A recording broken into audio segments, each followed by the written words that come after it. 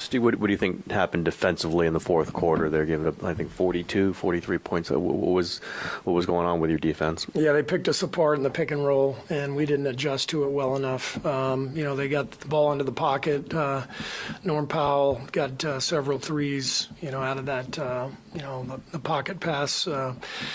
And then we fouled them. I think they shot 15 free throws in the fourth quarter, 37 for the game. So thought we had a really good first three quarters defensively. For the most part, the third quarter was better. Was okay. The last couple minutes of the third, it felt like they got loose a little bit, and then they just dominated the fourth.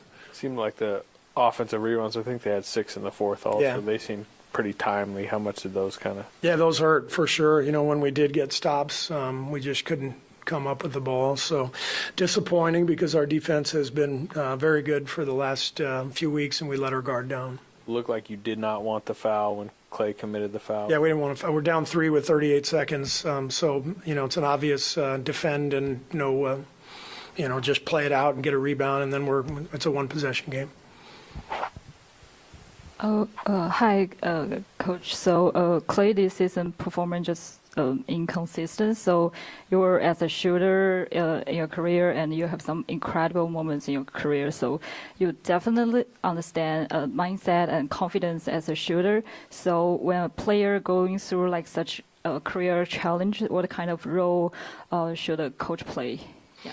I mean, that's my job to help our guys be the best versions of themselves, and there's different ways to do it, but it's mostly communication and perspective, and then trying to put players in the best position to find their rhythm within the game.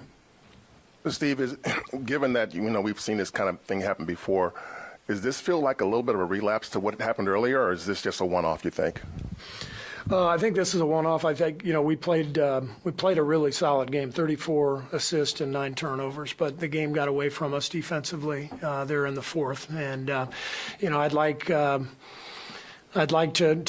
watch the tape and see how we can adjust better, and because they picked us apart in that high screen. James Harden was fantastic tonight, and we just couldn't corral him in that fourth quarter. And as I said,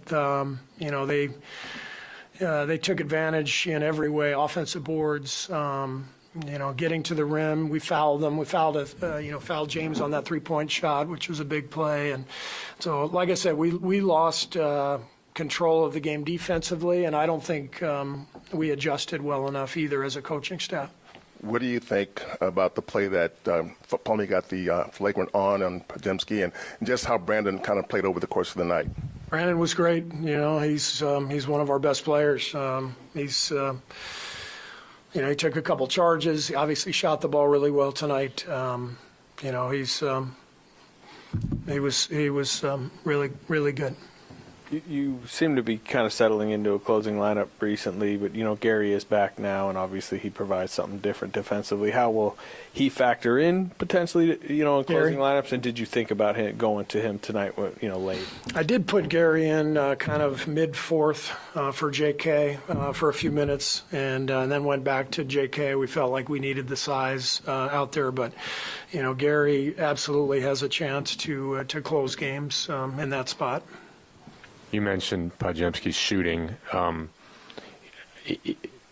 If he makes threes, how does that sort of change the dynamic? I know he does other things for you, but when he can shoot threes like he did tonight, how does that sort of change the equation? I think one of his best skills offensively is driving closeouts. When the ball swings to him, people are closing out. He attacks the closeout, gets the ball right to the front of the rim. He has that Euro step layup. He's a good passer. So the more he's making the three, then the more teams have to close out on him, and now he can attack that closeout and generate a shot for him or someone else. It's pretty difficult turnaround travel-wise tomorrow, but is the plan still all the veterans to make the trip and play? Mm-hmm. Okay. Yeah. Thanks. Brandon, you have got 26 charges, which is the most in the league. How do you see this number, and how significant is this for the team?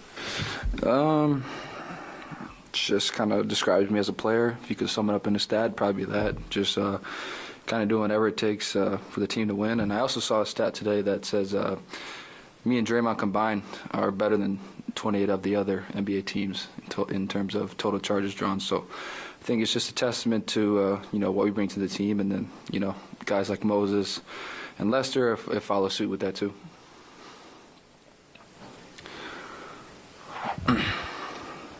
Steve Kerr said this game got away from you guys defensively, especially in the fourth quarter. That has not been the case lately with the defense. Why do you think the lapses happened tonight? I'm not sure. When the score was 106-96, it kind of felt like we just stopped playing, and we kind of felt sorry for themselves. And during that stretch, they made some tough shots, and I think we kind of gave up a little bit, and then they started making the easy ones. So just a combination of that from that point on in the game, I think definitely pivotal, and we try to get back on offense, but against high-level teams, you got to find a way to get stops in defense. How frustrating or disappointing is it, I guess, given the way you guys have been playing lately, and it seemed like you had control, like you said, mostly. Very frustrating for sure. Kind of what happened in that last, quarter. It's complete opposite of what we've been doing the last, 7 games. So it's just really disappointing to see that. Everyone's just gotta buy in for the team, and it's got to be on the team's terms. And when everybody does that, you've seen that the last 5-6 games, no matter who's out there, everybody's just kind of giving it their all, and we've been successful doing that. And tonight in the last quarter, it kind of flipped on us. Had there been anything with Plumlee leading up to that incident, or did it just he turned around and decided to whack you a couple times? I honestly think he was just kind of frustrated throughout the game, just battling with Draymond, and Draymond being physical with him, and him not kind of getting any calls around the rim, and so he probably thought he got fouled, and I got the rebound, and so he kind of just trying to take his frustration out on me. But I guess it was worth it because I missed the 2 free throws. How's the shot feeling? You certainly made a bunch of them tonight. It feels good. Like I said, I'm just going to keep shooting. Not really a result-oriented player. Just trust what I put into it, and some days the results will be good, sometimes they won't, and just going to move forward with it.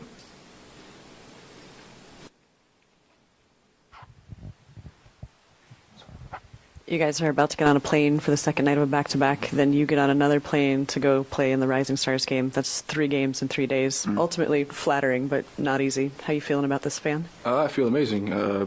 3 opportunities to get myself better, get the team better, and then, get to experience something on Friday night that, a lot of rookies don't get to experience. And the team that Pau Gasol drafted of us is really good, and I think we can win the Rising Stars Challenge.